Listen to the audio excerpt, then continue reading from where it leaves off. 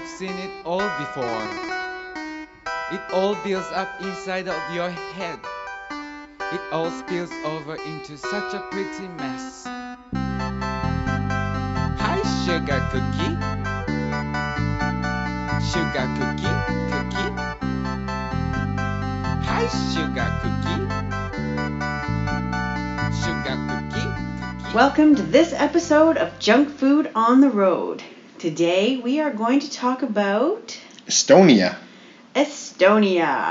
Mostly just Tallinn, though. Yeah, because all we did was go to Tallinn. Yeah. So we don't know what's outside the city. No, but one assumes often the capital has a little representation of a lot of the country. Yeah. I'd like to believe that. Me too. I mean, it isn't always the case. There are countries where that doesn't happen. Yeah, and we didn't even come here from outside of the city in Estonia, from an airport or anything. We took the ferry from Helsinki right to downtown, so that's it. We're towny people. Yeah. So what would you say about Estonia or Tallinn in particular? About the food here? Yeah. First of all, delicious. Yeah. Absolutely delicious. I mean, I'm not talking about just the sweet treats, but the food in general is amazing. Traditional. Yes. There's a lot of particularly here, it's a medieval city. It still has a lot of its walls, still has its old a lot of the buildings in the old section. So there is definitely this sort of idea of medievalness to it, which, I mean, I guess the lunch we had today, because we're actually recording this in Estonia as we speak. Yeah. The lunch we had today was the best example of that ever. Yes, they do it in a building that was built in 1370.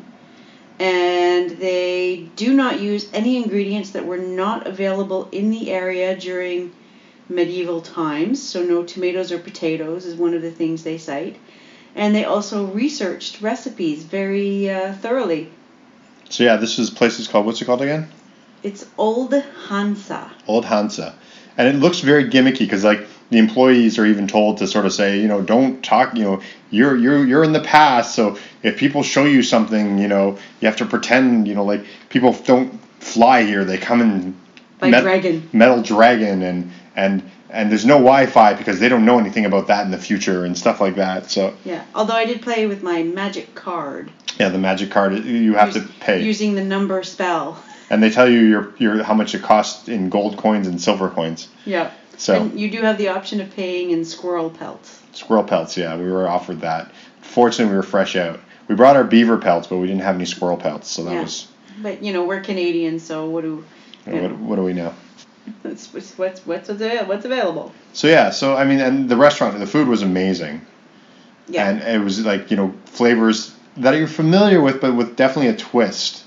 And it was one of the most filling meals I've ever had in my life. Yeah, we had thought we were going to get dessert, but then we didn't. And that, I mean, obviously if you're listening to this, you know that me not having dessert is a shock. Yeah, you not having dessert is the world opening up and swallowing the moon. Yeah. So the other thing I can say about Tallinn, I mean, there's a bunch of cafes and everything like that. And we went to the cafe? Cafe Amore.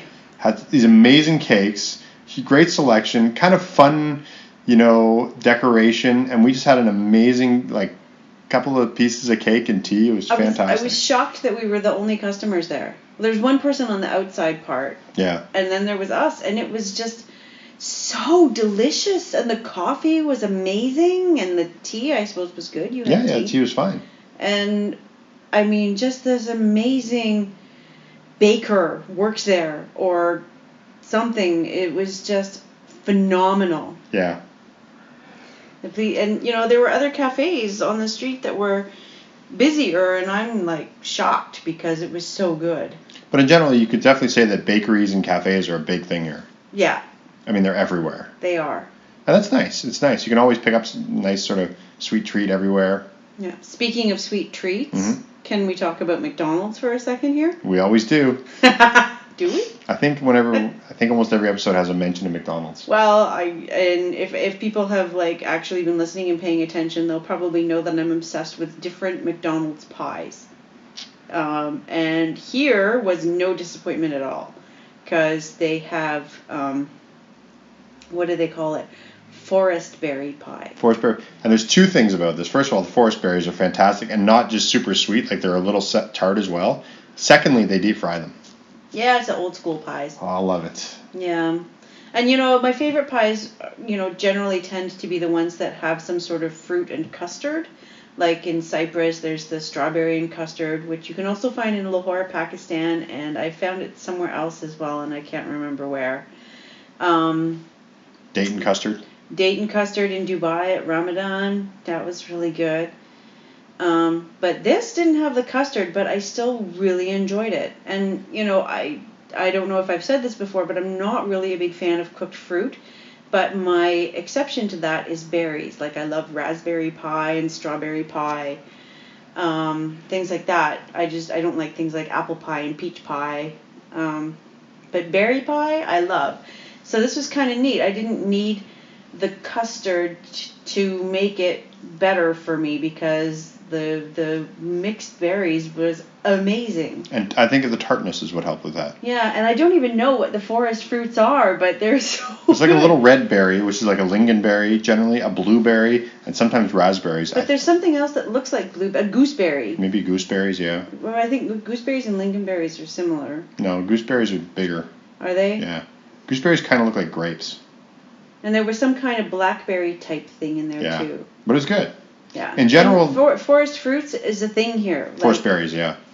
Like we just don't they call it forest fruits? I don't know. I thought it was forest berries, but I don't. Maybe we just came back from a chocolate shop with a chocolate museum, which on candycritic.org we're gonna have an article posted about this chocolate museum in the future. But we went in there and we got some chocolate with the sort of forest berries in it as well. I think that was one of the treats we picked up. Yes, we did. They were freeze dried and they were sort of on top of it like a bark. Yeah, but they were good. We got a little sample and we enjoyed it. Yeah. Then we also had the reindeer moss. So it was basically, and I'll post this and I'll post about it more, but it was basically literally forest moss with chocolate in it, which I'm not really sure where that came from. It didn't fail, but it was like, I don't really understand like why. It didn't get an A either. Yeah, it just kind of leaves you wondering why. Like it's not horrible, but it's not like, it's not like this is something you've been missing forever. And what was that caramel? Oh yeah, they have this like caramel with birch sap or something. Yeah, it was really good. It was unbelievable. It was. This place called Chocolala. Yeah. And it was really just a nice place, and they have a museum underneath that was like a lot of fun. It's only been open for a week. Yeah, yeah. And by the time this goes up. What's the name of the chocolate company here? It's called. Kalev. Kalev. There's an interesting history, and I'm probably going to write an article about this too, but there's an interesting history with this company in that, there used to be a lot of companies, then the Soviet... And they were really well known, like they exported locally and internationally. Well, every chocolate company says that. But, okay. I don't remember. They made chocolates. Before this was an SSR, yeah. It was just a neighboring country, they sold chocolates. Some of the companies sold chocolates to like the Russian Tsars. Yeah. So it was really big chocolate. And then when USSR came here, they all... In 1940. In 1940, all of them sort of combined into one. Well, they privatized... not privatized. The opposite of privatized. They nationalized them first. And then merged them. And so they all became this one sort of company. And this company is still everywhere. But then it was called Kawe, which was sorry for interrupting, but the initials. I'm obsessed with this. It was sort of like a combination of the names of the private owners of like the biggest company in Estonia.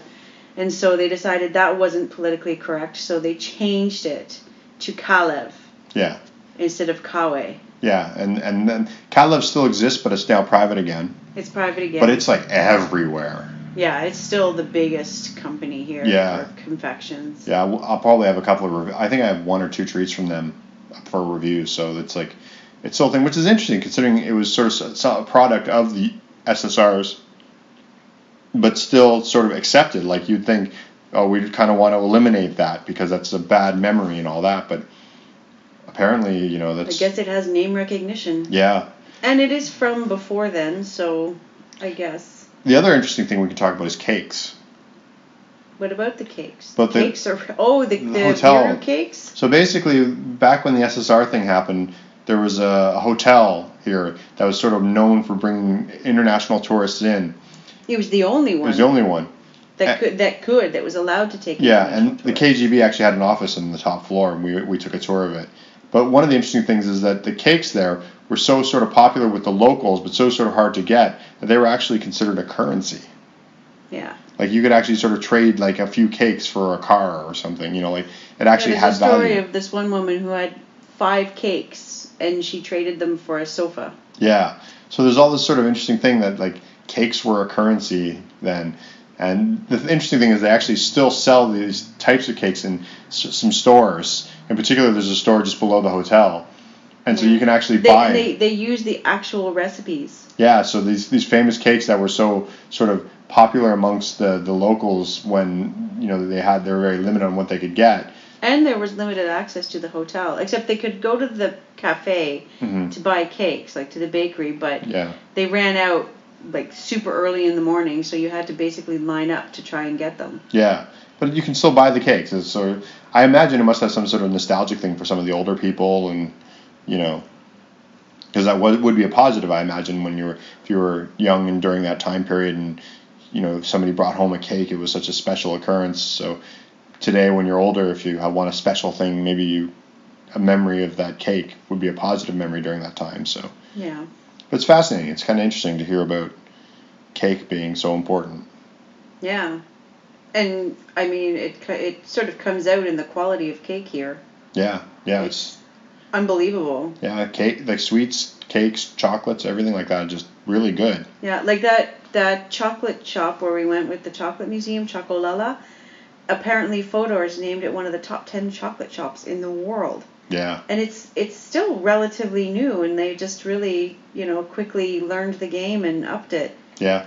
And their kitchen is completely exposed, so there's nothing hidden there. No secrets. No secrets at all, so. I'm trying to think, is there anything else? Well, can we talk about the savory snacks here? Because I don't know if people know this, but I'm allergic to a lot of things, including sugars, all sugars, including those that occur naturally, and flour and fruit and all this stuff. And usually when we're traveling, I just take it in the chin and get some sugar reactions and try bites of these things. But here you can get these crazy savory snacks that are unbelievable, like nuts. There's all sorts of nuts, but I found broccoli chips, which I did not pick any up.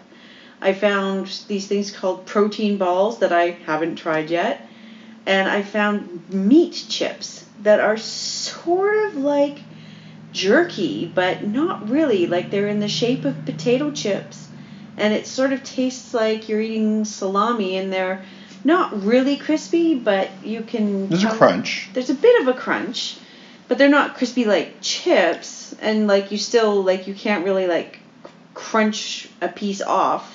But it's, if you put a whole one in your mouth, and they're pretty tiny, like they are very thin, like they're almost like super thinly sliced salami or something, or super thinly sliced jerky in little circles, and they curve like chips do when you make them. And so it's kind of nice that there's these sort of snacking options for people like me who can't eat a lot of things.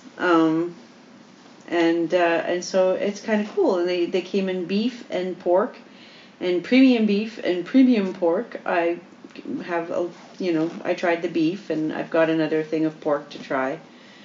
But it's kind of cool and refreshing and nice to have this. I always thought, the more I thought about it, it reminds me, there used to be this pub in Toronto that used to have deep fried pepperoni. Very similar. That sounds really good. Yeah, deep fried pepperoni was really good. That was Although I can't really eat processed meats either because they have sugars in them. But, But yeah, you're right. That was another good thing. I mean, this is again, we were kind of blown away when we went to Lithuania by how good the food was. And once again, weren't really expecting a big foodie, good place, but, Yeah. Can we describe one of our dishes? or like the dishes that come with your food at this medieval restaurant. It's like you get onion jam, and you get horseradish, which I think is just freshly ground horseradish, sour cream. Yep. So it's like, wow, I wish I'd thought of it before, because it was amazing. And I got gingered turnip, and some sauerkraut, which is, kind of expected for medieval times. And well, I expected the sauerkraut too, because I actually ordered the braised sauerkraut. Yeah, of course. And then there was like a little sort of warm berry sort of, almost like a compote, but no, not it wasn't really. compote. It was just like this warm berry. Yeah, warm berries, and like naturally, like not with sugar, just like using their natural sweetness. And it was incredible. And then I had sausages made from bear, elk, and wild boar meat. That knocks another animal off of your things to taste. Yeah, I've now eaten a bear. I kind of regret not getting just the bear stew or whatever they had. It was a bear steak, and it was €50. Yeah, that's why I didn't get it, because the sausages were 17.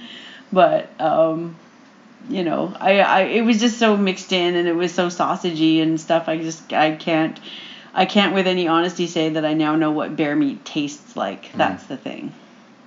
In general, though, I mean, the one thing about that place is the plating's not great, but the theming and everything around it was fantastic. I found the plating was fine for what it was. The other thing that was amazing there was the mushroom soup. Oh, the mushroom soup. Mushrooms, again, something I'm really not supposed to eat, but wow. Wild mushroom soup that knocked my socks off. Yeah. I've eaten in some very fine restaurants in Canada and in other places, but this is by far the best mushroom soup I have ever had. Yeah, it was amazing. And again, the place seems really gimmicky, particularly because there's like people outside pretending to like talk to you because they're from olden days. And oh my God, it's so fun. It's fun, but it's gimmicky. Like, and you might think, oh, this is just going to be a crappy meal with gimmick, but they really, the food really works. And it was cheaper than that sort of mediocre, like upscale wannabe restaurant that we went to the day before. Yeah, so it's amazing just how it's gimmicky. But it's real. Like, it's funny. It's kind of real because it's in the real building. It's the real recipes.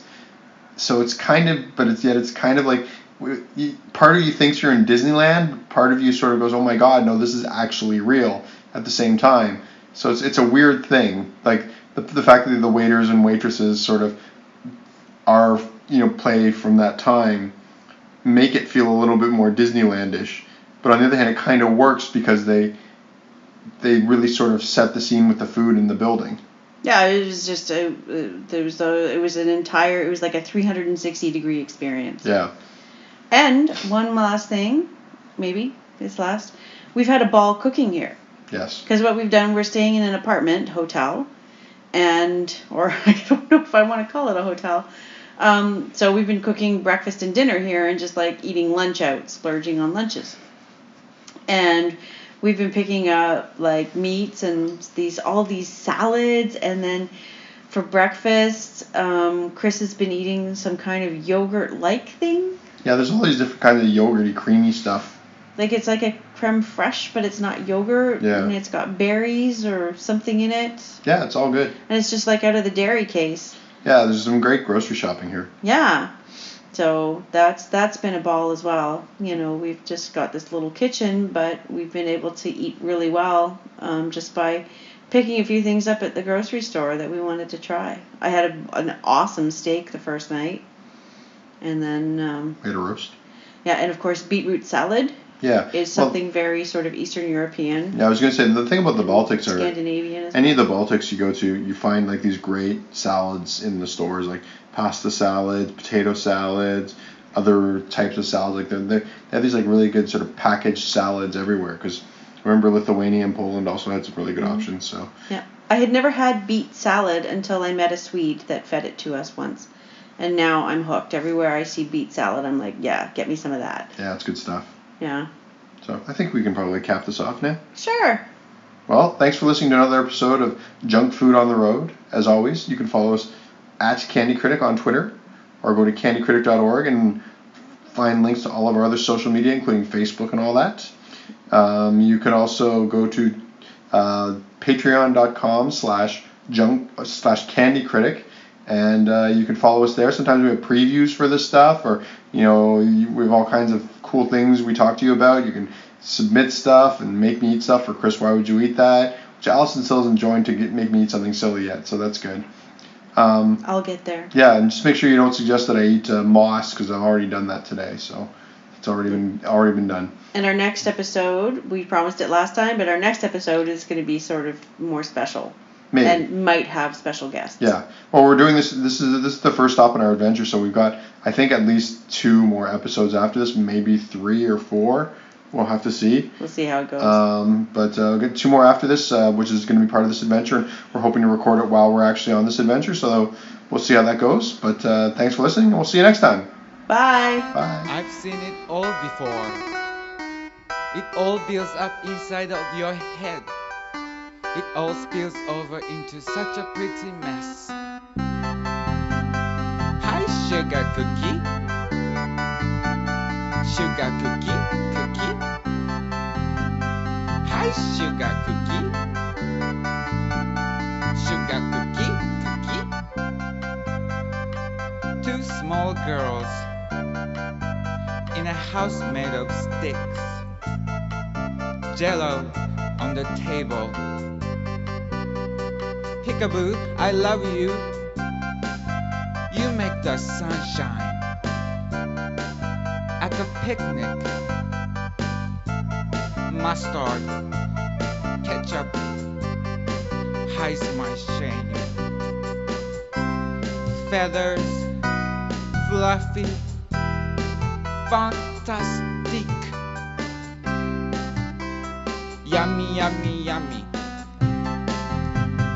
Hi, sugar cookie. Sugar cookie, cookie. Hi, sugar cookie. Sugar cookie, cookie. Every day, every night. Happy fills my heart. The well flows over the fountain. You're gonna love it. Lucky, not shy. Bob haircut on top. Bubble snowflakes on the Surrey River. Peppy, flower soda pop. Just a minute, young lady. Shiver, splinter, sparkle. Go for it, Eddie. Hi, sugar cookie. Sugar cookie, cookie. Hi, sugar cookie. Sugar cookie, cookie. Hi, sugar cookie. Sugar cookie, cookie. Hi, sugar cookie. Sugar cookie, cookie. What? I just keep saying sugar cookie? No, do some scat. Jesus Christ. For God's sake. Ay, yay, yay. Ay, yay, ya, pui, pa, pa, pa, le, i. Pupi, pa, le, pi, le, pi, pi, pi. Le, pa, pi, pe, pa, le, pe, pom, pom, pom.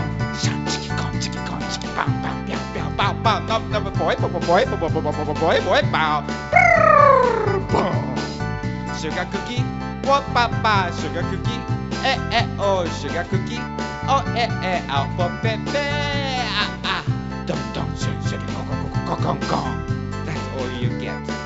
Apogee pepe for my la, apogee pepe for my la, shibi de bo, doody de bed, dooby de bed, do de bed, dooby de bed, do de bed, booby boo, shoo, God.